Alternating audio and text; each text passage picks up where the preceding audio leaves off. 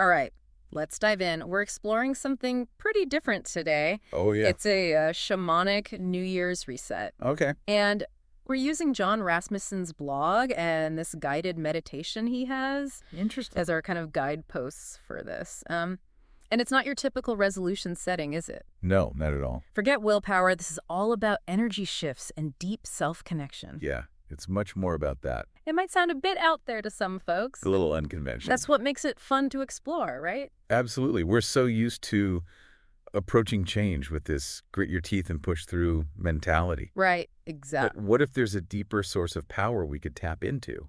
Yeah. To release what's holding us back and kind of rewrite our energetic blueprint. Okay, I'm all ears. So let's say I'm feeling stuck in some area of my life. It could be my health, relationships, work, the typical things we try to tackle with resolutions. Yeah. Where do I even begin with this shamanic approach? Well, Rasmussen points out that those areas where we're feeling pain or dissatisfaction, they're signals. Okay. And instead of just focusing on changing the external situation, we need to look at the energy underneath. So it's not about just forcing myself to eat healthier or go to the gym more. Right. It's about understanding why I'm not doing those things in the first place. Exactly.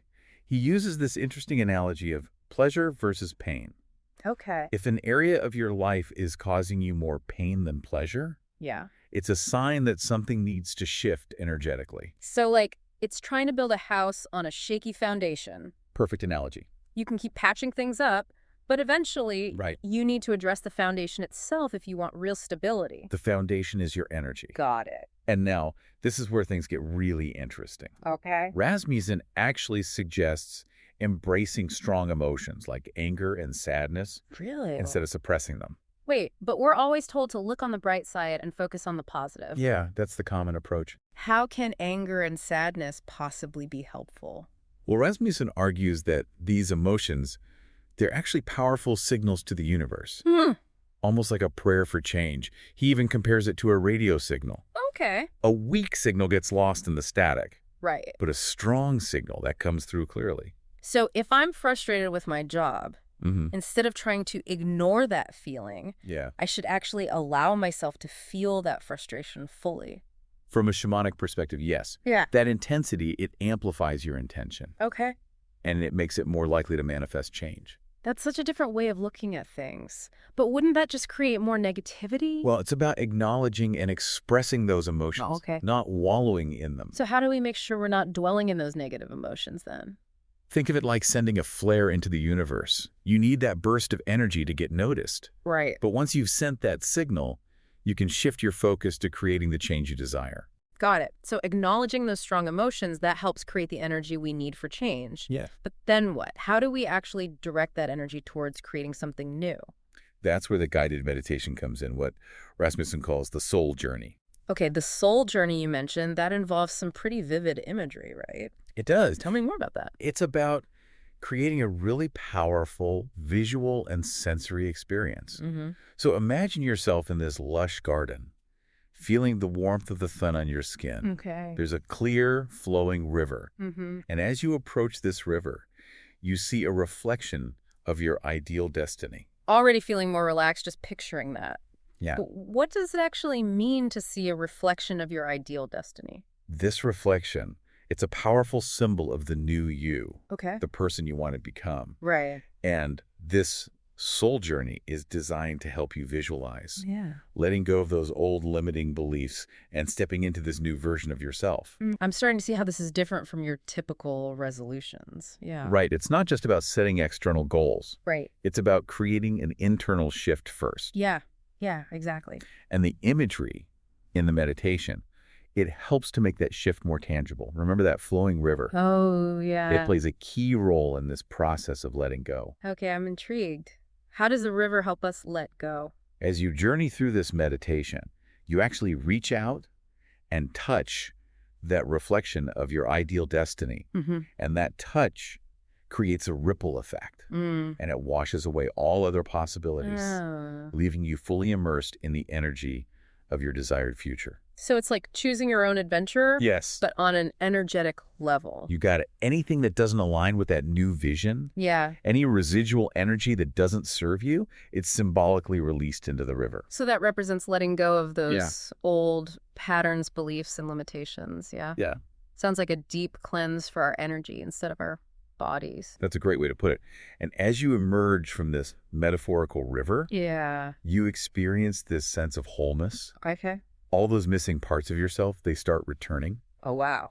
Rasmussen describes them as these threads or balls of energy coming back from all over to fill you with this renewed sense of purpose and vitality. So we're not just releasing the old, Okay. we're also reclaiming and integrating Right. those lost parts of ourselves. It's powerful. It is. It's about stepping into your full potential Mm-hmm. with a renewed sense of energy and purpose.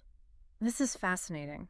So we've talked about identifying the areas we want to change, Yeah. acknowledging those difficult emotions, and then using this powerful guided meditation to shift our energy. Right. But what happens when we come back to reality? Do we just sit back and wait for the magic to happen? Not quite. Okay. While this energetic reset is a powerful foundation, Right. the real work begins when we bring those shifts into our everyday lives. So it's not about just visualizing our dream life and hoping it magically appears. Yeah. There's still effort involved. Absolutely. Think of it this way. You've created this fertile ground for change, Oh.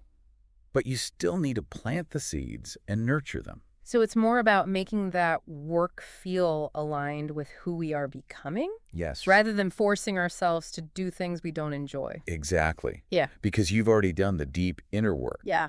Those actions will feel more natural, more aligned.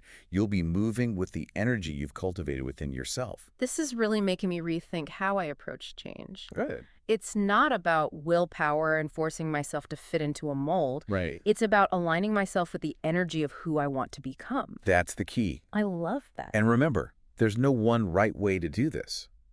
Rasmussen emphasizes that this is your playground. You get to choose how you want to express this new energy and manifest your desires. I love that. It takes the pressure off having to follow a strict set of rules. Exactly. It's about trusting your intuition and finding what works for you. I think we've covered a lot of ground here. Before we move on, is there anything else about this soul journey or this concept of releasing the old self that you think is important for our listener to understand? You know, there is one key point I want to emphasize. Okay. It's this. The idea of letting go of the old self, Yeah. even symbolically, can be challenging. Mm. It requires us to surrender to the unknown Right. and trust that something better is waiting on the other side. That's a great point. It can be scary to let go of the familiar, even if we know it's not serving us anymore. It is. But remember, that river in the meditation, it's there to help with that process. It carries away what we no longer need, Yeah. making space for something new to emerge. Oh, okay. That makes sense. So we've identified those areas we want to change, acknowledged the pain those areas are causing us, tapped into those difficult emotions to create that energy, and we've explored how this soul journey meditation helps us visualize letting go and stepping into a new version of ourselves. Exactly. And where do we go from here? Now that we've explored the foundation of this shamanic New Year's reset, Okay. let's dive deeper into the specifics of the soul journey itself. We'll break down the key elements of that meditation Okay. and how they work together to facilitate this profound energetic shift. Perfect. Stay tuned, listener, as we take you on a guided tour of this unique and potentially life-changing shamanic practice. So let's pick up where we left off and really explore what makes this soul journey so powerful. As you move deeper into the meditation, you'll notice that river isn't just a passive backdrop. Really? It actually interacts with you, guiding you towards this transformation. So it's not just watching the river flow by. No. There's an active participation involved. Exactly. Imagine this. As you're standing before the river, you notice that there are parts of you that haven't crossed over yet. They might be clinging to the bank, hesitant to let go. These represent those aspects of yourself that are holding you back, those old patterns and beliefs that no longer serve your highest good. Okay, so we're not just releasing energy, we're actually interacting Yes. with symbolic representations of ourselves within this meditative space.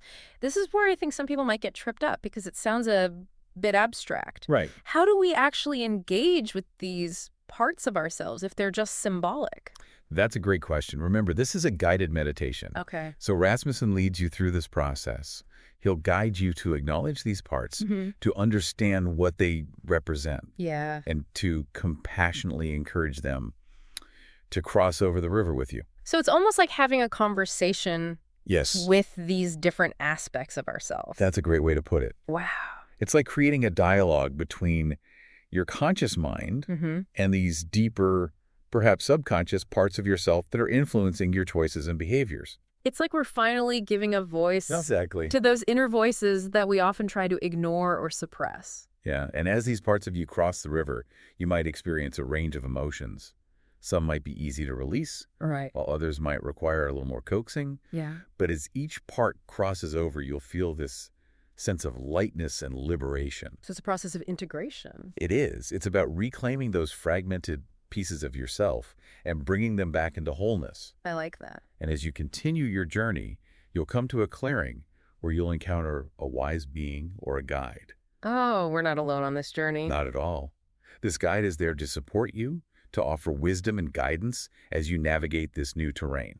What kind of guidance do they offer? It could be anything, really, from a message of reassurance to a specific piece of advice Okay. that helps you move forward. So it's tailored Yeah. to our own individual journey. It is. It's Yeah. a deeply personal experience that resonates with your soul's purpose. Yeah. And as you interact with this wise being, you'll feel a sense of deep connection and understanding. It sounds incredibly comforting to have that kind of support. It is. Especially during a time of such profound transformation. It is. It really is. And this encounter with the wise being, Yeah. it marks a turning point in the journey. Okay. It's a moment of clarity and empowerment where you realize you have all the resources you need within you Wow. to create the life you desire. I'm really starting to see how this soul journey goes so much deeper than just setting a typical resolution. Right. It's an entire energetic and spiritual reset. It is. And as you continue your journey, you reach a place of profound peace and serenity. Mm-hmm. This is a place of deep healing and integration, Yeah. where you fully embrace your new energetic blueprint. So we've acknowledged those difficult emotions. Yes. We've released the old, and Mm. we've received guidance and support from a wise being. That's right. What happens next? Do we just stay in this blissful state forever? Well, it would be lovely to stay in that state of bliss. Yeah. Eventually, you'll be guided back to the entrance of the garden, carrying with you the wisdom and insights that you've gained. So we're not just leaving this experience behind. We're bringing it back with us into our everyday lives. Exactly. And that's where the real magic begins. Okay. So we're back in the real world, Yes. feeling refreshed and aligned with our new energetic blueprint. Mm, How do we take this experience and actually use it to create lasting change? that's where the practical integration piece comes in. Okay. Rasmussen offers some really valuable insights on how to bridge the gap Mhm. between the meditative experience Right. and our daily lives. All right, listener, we'll be right back to dive into how to put all of this into action. So we're back and ready to unpack this practical integration piece of Yeah. this shamanic New Year's reset. I'm really curious to hear how we can bridge that gap between this powerful meditative experience and our everyday lives. Well, it's all about bringing that renewed energy and clarity into your actions and choices. Okay. Rasmussen emphasizes that this isn't about passively waiting for things to change. Right. It's about actively aligning your actions with your new energetic blueprint. So it's not like we're going to suddenly wake up with all of our problems solved. Yep. There's still effort involved. Absolutely. Yeah. But the effort will feel more aligned, more purposeful. Yeah. It's like you've cleared the clutter in your mind, and now you have the space to create something new. Can you give us like a concrete example of what that might look like in real life? Sure. Let's say one of the areas you want to shift is your health. Okay.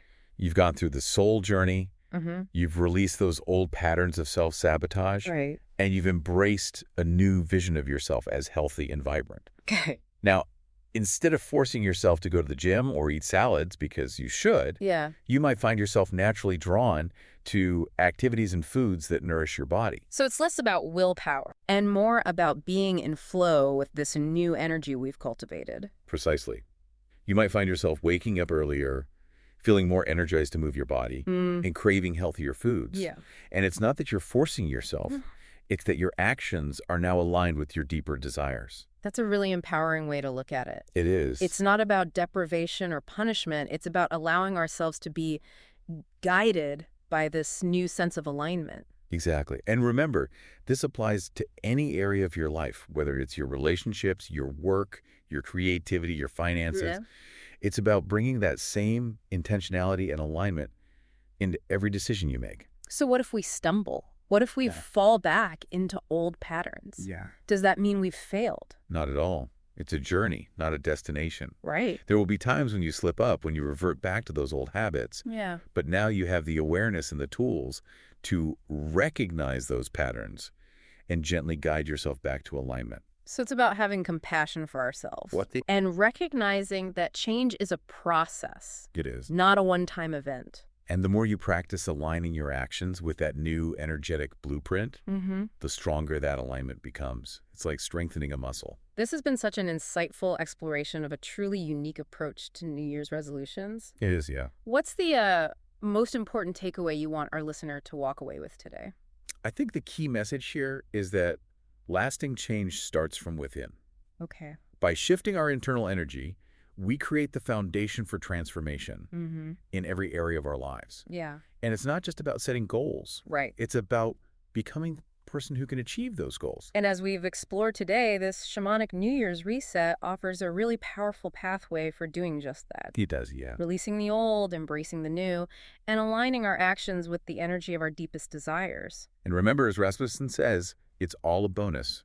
Enjoy the playground. Oh, I love that. Approach this process with a sense of curiosity and playfulness. That's such a great reminder. This isn't about being perfect or following a rigid set of rules. Yeah. It's about exploring, experimenting, and discovering what works for you. Exactly. Trust your intuition, follow your heart, and see where this journey takes you.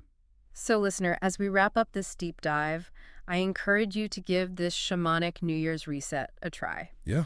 Explore Jon Rasmussen's work. Experiment with this guided meditation and see what unfolds for you. Good idea. Who knows, you might just surprise yourself with what becomes possible when you tap into the power of your own energy. You really might. Thanks for joining us on this deep dive. It was fun. Until next time, keep exploring, keep growing, and keep diving deep.